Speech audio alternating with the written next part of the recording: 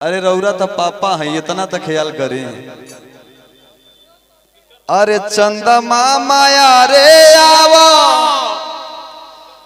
पारे आवो नदिया की नरे आवो नदिया की नरे आवो हो ए चंदा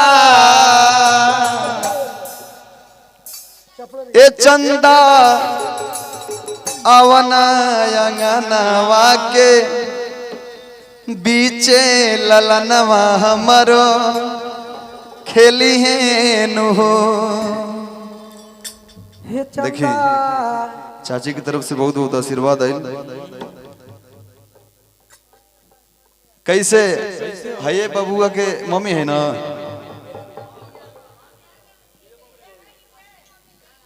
दूल्हा के मम्मी के है।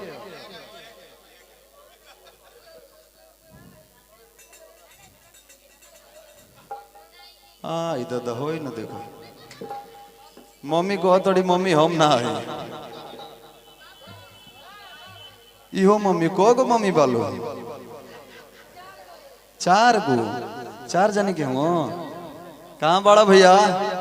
अरे आओ मर्दे घर में तो हरदम रहे के बा। अब पापा को जाने वाले 5 गो पापा 4 गो मम्मी 3 गो 2 गो बालो का। अरे चंदा माया रे आवो पारे आवो नदिया की नरे आवो नदिया की नरे आवो हो ये चंदा। ये बात सभी आइल बना। ये चंदा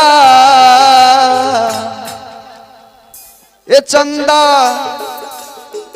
अवन अंगनवा के बीचे ललनवा हमारे मामी। ये चंदा मामी हो क्या है नहीं आई महाराज। ए भैया है नहीं आओ मामी के लेके। चंदा मामा अरे आवा परे आवा नदिया की नरे आवा नदिया की नरे आवा हो ये चंदा ये चंदा ये चंदा अवन अंगनवा के बीचे ललनवा हमरो खेली है नु। ये चंदा अवन अंगनवा के बीचे ललनवा हमरो खेली है नु।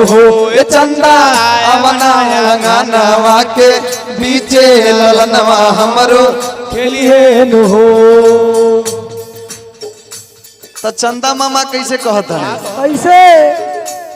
ए बबुआ के मामी मामे कैसे के यारे आई परे आई नदिया की नरे आई नदिया की नरे आई हो यशोदा। ए यशोदा घेरली है कारी रे बा दरवा बदरवा। ए यशोदा घेरली है कारी रे बा दरवा ललनवा तोहरो रोवे लगी हो। ए यशोदा घेरली है कारी रे बा दरवा ललनवा तोहरो रोवे लगी हो।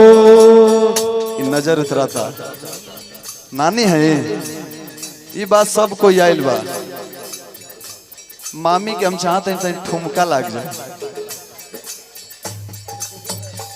देखिए बहुत बहुत आशीर्वाद है। कैसन भगीना बड़ा है तना दूर है। मामी फिर थोड़े यहाँ तारी बिया है। अरे कैसे के आरे आई परे आई नदिया की नरे आई नदिया की नरे आई हो। ए यशोदा घेरली है कारी रे बा दरवा ललनवा तोहरो रोवे लगी है ए सदा घेरली है कारी रे बा दरवा ललनवा तोहरो रोए लगी हो ए सरा घेरली है कारी रे बा दरवा ललनवा तोहरो रोए लगी हो।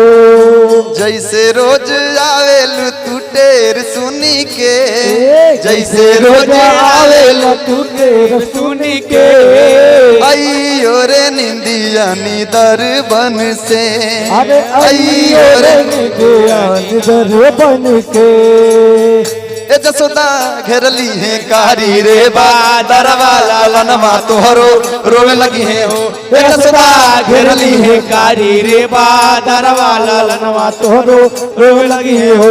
ए जसोदा घेरली है कारी रे बा दरवा ललनवा तोहरो रोवे लगी हो। तो कैसे जसोदा जी कहतड़ी का कहत अरे हमहू मनैबो कारी बदरा बदरवा बतिया अरे मनी है बदरवा बतिया मनी है नुहो